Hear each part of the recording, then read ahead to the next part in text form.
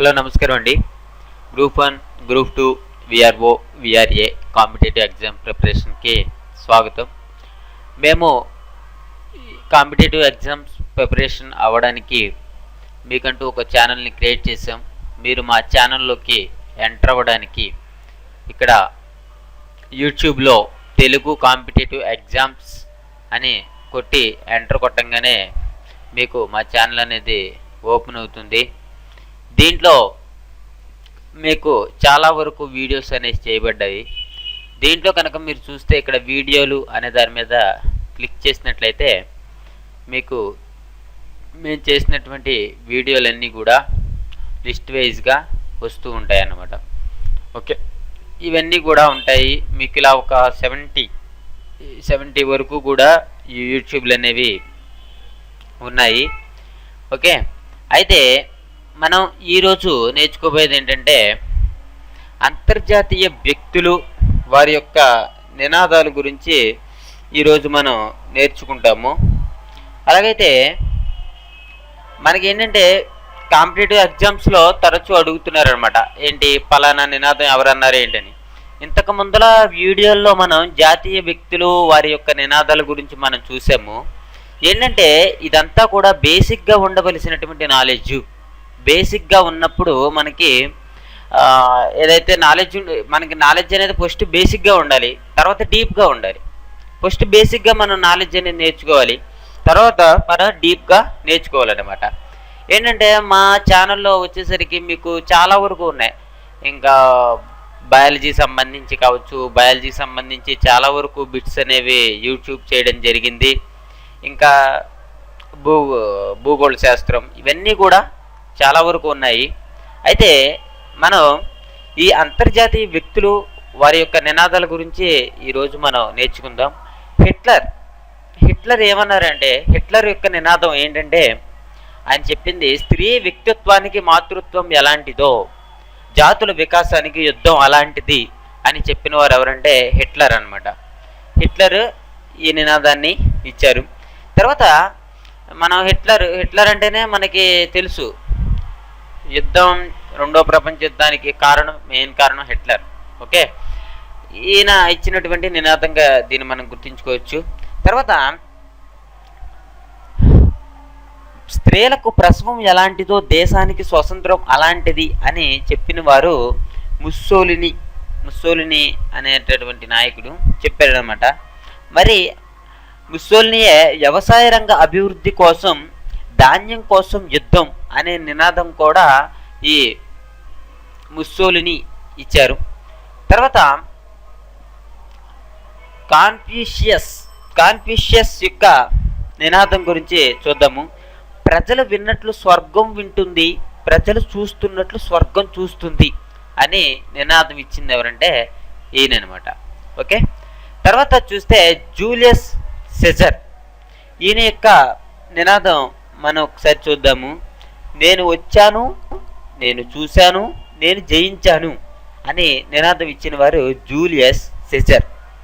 ఈ యొక్క నినాదాన్ని ఇచ్చారనమాట. ఏంటంటే మీరు ఇవన్నీ కూడా గుర్తించుకోవాల్సి ఉంటుంది, ప్రతిదీ కూడా జాగ్రత్తగా వినండి. తర్వాత చూస్తే మనకి జేఎల్ మిల్ అనేటటువంటి ఆయన ఇచ్చినటువంటి నినాదం ఏంటంటే నాలెడ్జ్ ఈజ్ పవర్ అనే నినాదం ఇచ్చిన వారు ఎవరు అని కనుక అడిగితే జేఎల్ మిల్ అనే ఆయన ఈ యొక్క నినాదం అనేది ఇవ్వడం జరిగింది. తర్వాత చూస్తే మనకి మాల్దస్ యొక్క నినాదం ఏమిటంటే భూమిపై పుట్టే ప్రతి వ్యక్తి ఆర్థికంగా నరకాన్ని సృష్టించిన వాడవుతాడు అనే ఈయన యొక్క నినాదం ఇవ్వడం జరిగింది. తర్వాత అరిస్టాటిల్ యొక్క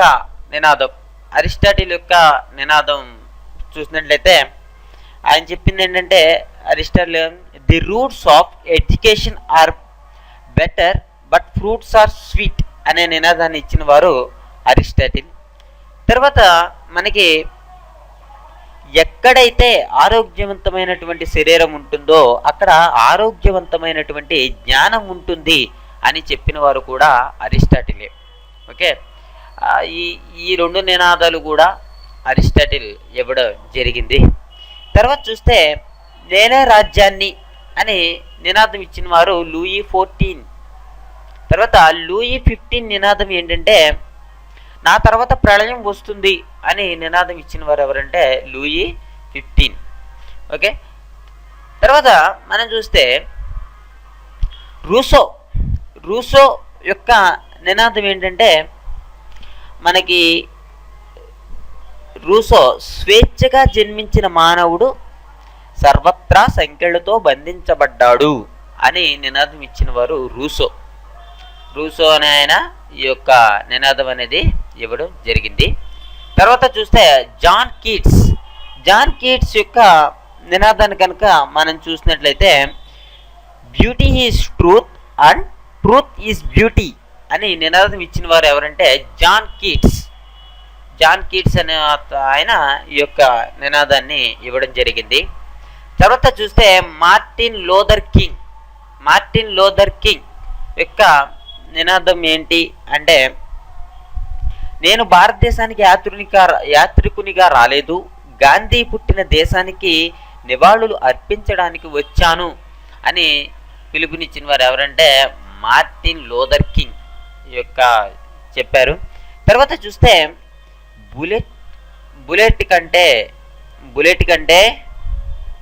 బ్యాలెట్ శక్తివంతమైనది అని చెప్పిన వారు ఎవరంటే అబ్రహం లింకన్ చెప్పింది ఏంటంటే బుల్లెట్ కన్నా బ్యాలెట్ శక్తివంతమైనది అని చెప్పిన వారు అబ్రహం లింకన్ గారు.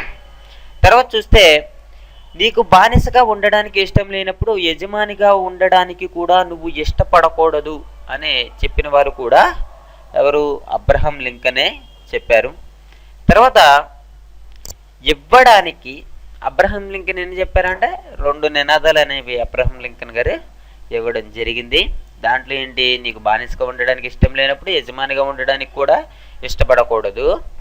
అదేవిధంగా చూస్తే బుల్లెట్ కంటే బ్యాలెటే శక్తివంతమైనది అని చెప్పిన వారు కూడా ఎవరంటే అబ్రహం లింకన్ గారే చెప్పారన్నమాట.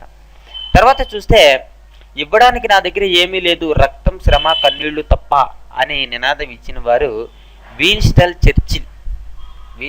చర్చిల్ అనే ఆయన ఈ యొక్క నినాదం అనేది ఇవ్వడం జరిగింది, విన్స్టన్ చర్చిల్.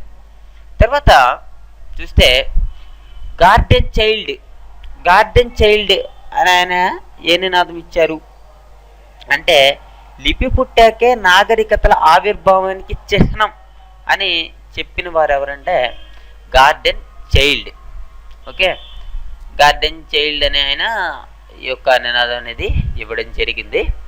తర్వాత చూస్తే రాబర్ట్ స్టీల్ యొక్క నినాదం ఏంటంటే శరీరానికి వ్యాయామం ఎలాంటిదో మనసుకు చదువు అలాంటిది అని చెప్పిన వారు ఎవరంటే రాబర్ట్ స్టీల్ అన్నమాట.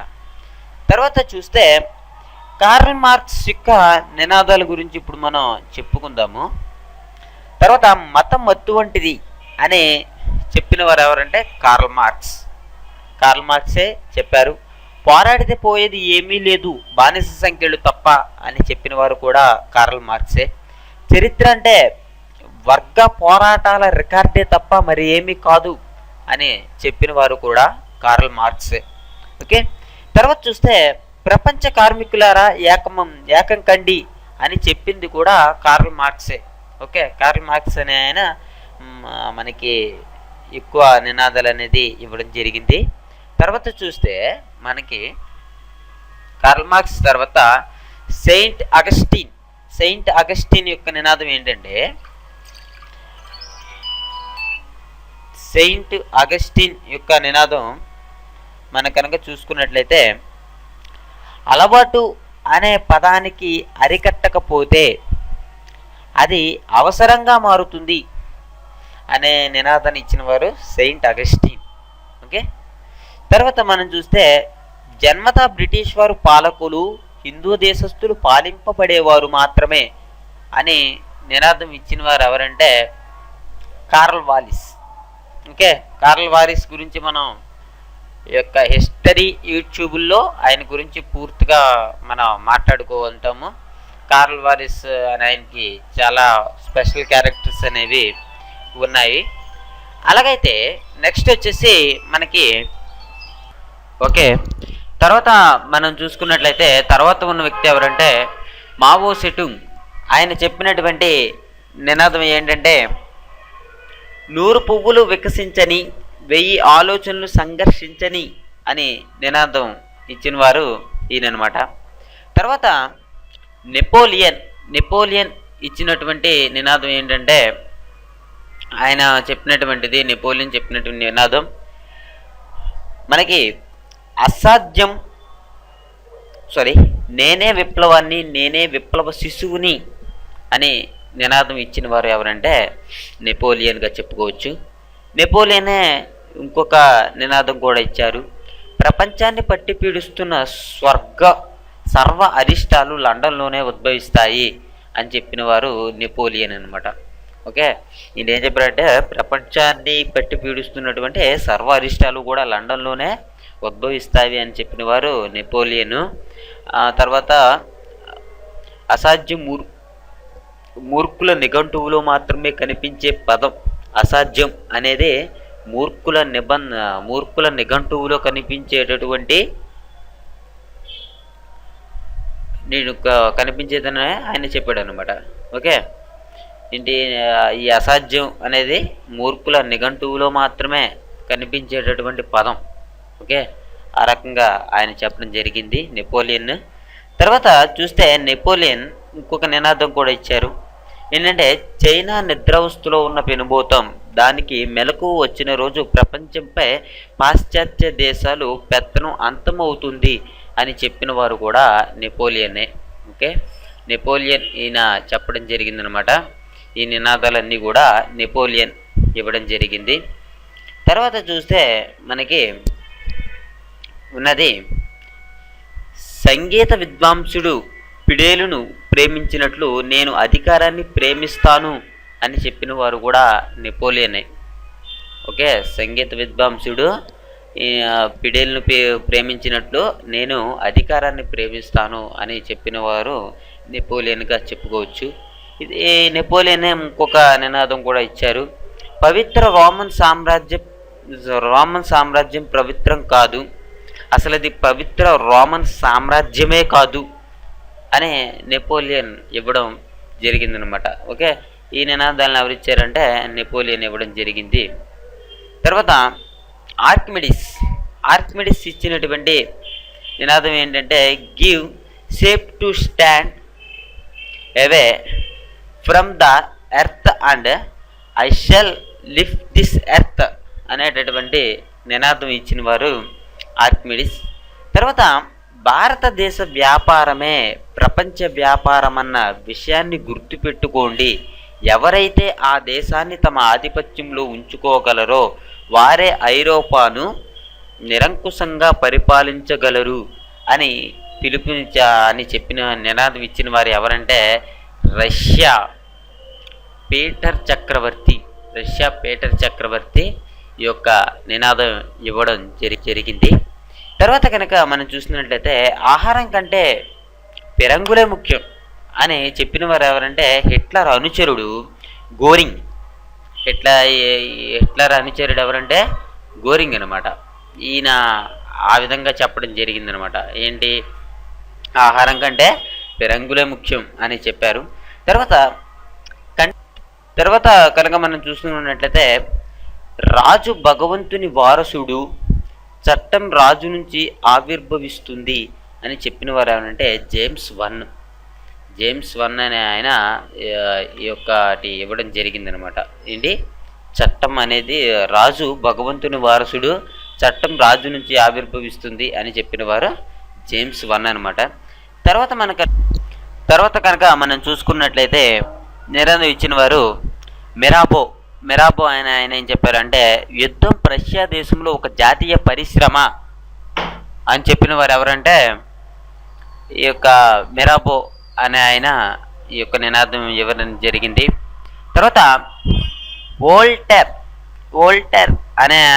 ఇచ్చినటువంటి నినాదం ఏంటంటే the great wall of China ముందు ఈజిప్ట్ పిరమిడ్లు వెలబెలబోతాయి అని నినాదం ఇచ్చిన వారు ఎవరంటే వోల్టైర్ అని ఆయన ఈ నినాదం అనేది ఇవ్వడం జరిగింది.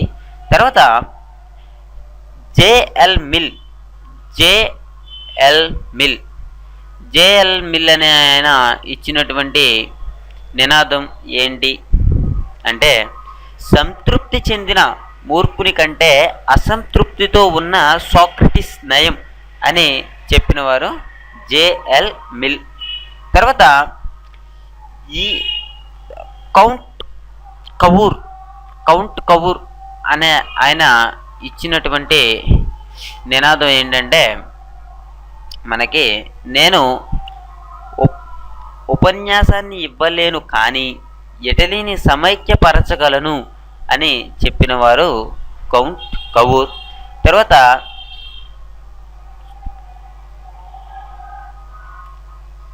ఈ సెబస్టపోల్ బురద నుంచి నూతన ఇటలీ ఉత్పన్నమవుతుంది అని నినాదం ఇచ్చిన వారు కూడా కౌంట్ కవూర్ అనమాట. ఓకే, ఈ రెండు నినాదాలు కూడా ఈ కౌంట్ కవూర్ అనే ఆయన ఇవ్వడం జరిగింది. తర్వాత కనుక మనం చూసుకున్నట్టయితే మార్టిమర్ మిల్లర్ అనే ఆయన ఇచ్చినటువంటి నినాదం ఏమిటంటే, ప్రాచీన చరిత్ర రచనకు ఉపయోగపడే మానవ అస్థిపంజరాలు, పుర్రెలు, శిలాజాలు అనే ఆధార వస్తువుల్ని ప్రాచీన కాలం మనుషులుగా వర్ణించవచ్చు అని నినాదం ఇవ్వడం జరిగిందనమాట. తర్వాత చూస్తే ప్రపంచ ఆధిపత్యమో లేదా పతనమో అని నినాదం ఇచ్చిన వారు రెండో కైజర్ మీలియం ఈ యొక్క నినాదాన్ని ఇవ్వడం జరిగింది. తర్వాత మనకి నేను న్యాయాన్ని ప్రేమించాను, అన్యాయాన్ని నిరసించాను, అందువల్లే ఈ విధంగా ప్రపంచంలో మరణిస్తున్నాను అని నినాదం ఇచ్చిన వారు గ్రెగర్ సెవెన్ ఈ రకమైనటువంటి నినాదాన్ని ఇవ్వడం జరిగింది. తర్వాత చూస్తే విప్లవం రోగం వంటిది, అగ్నిపర్వతం లాంటిది, ఒకటి పుంటుకురుపు వంటిది అని నినాదం ఇచ్చిన వారు అటర్నిక్ అనే ఆయన ఈ యొక్క నినాదం అనేది ఇవ్వడం జరిగిందనమాట. ఈ రకంగా ఉంటుంది. మీకు ఇంకో విషయం ఏంటంటే, మానవ పరిణామ క్రమాన్ని మొత్తము కూడా ఒక గంట సినిమాగా తీస్తే అందులో 59 నిమిషాలు శిలాయోగానికే సరిపోతుంది. ఓకే, ఇప్పటి వరకు చెప్పినటువంటి నినాదాలన్నీ కూడా మీరు గుర్తించుకుంటారు అని నేను ఆశిస్తున్నాను. మీరు ఈ ఛానల్లో తప్పకుండా సబ్స్క్రైబ్ చేసుకోండి. ఓకే, సబ్స్క్రైబ్ చేసుకోవడం మట్టికి మర్చిపోవద్దు. మీకు ప్రతి